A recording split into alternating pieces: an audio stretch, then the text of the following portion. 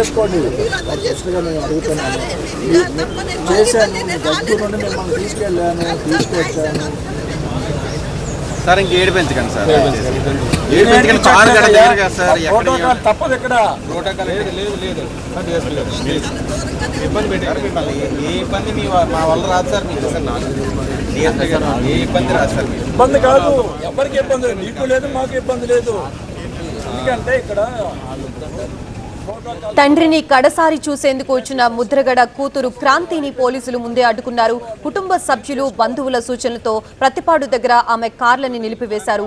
కడచూపు కోసం బ్రతిమాలడంతో ఆమెతో వచ్చిన అన్ని కార్లని ఆపేసి పోలీసు భద్రత మధ్య కిర్లంపూడి నివాసానికి తీసుకువెళ్లారు.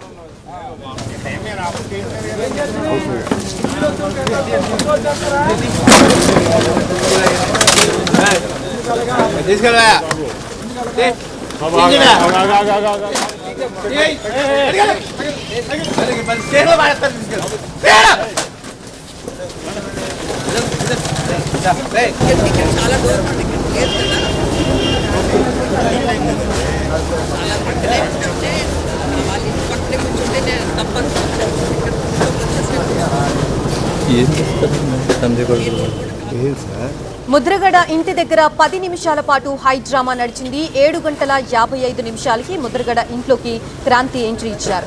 ఎంట్రీ సమయంలోనే అభిమానులు ఆమెని అడ్డుకునే ప్రయత్నం చేశారు. ఉదయం 8 గంటలకి ముద్రగడ ఇంట్లోకి చేరుకున్నారు క్రాంతి. తండ్రి చివరి చూపు కోసం వచ్చిన కూతురుపై బంధువులు ఆగ్రహం వ్యక్తం చేశారు. తన ఇంటి నుంచి వెంటనే వెళ్లిపోవాలంటూ హుకుం జారీ చేశారు. దీంతో పోలీసులు బలవంతంగా బయటకు తీసుకొచ్చారు. అయినా తండ్రిని ఎలాగైనా చూడాలంటూ కిర్లంపూడి ఊర్లోనే కారులో చాలాసేపు వేచి చూశారు క్రాంతి. పోలీసులు అనుమతించకపోవడంతో అక్కడి నుంచి వెళ్లిపోయారు.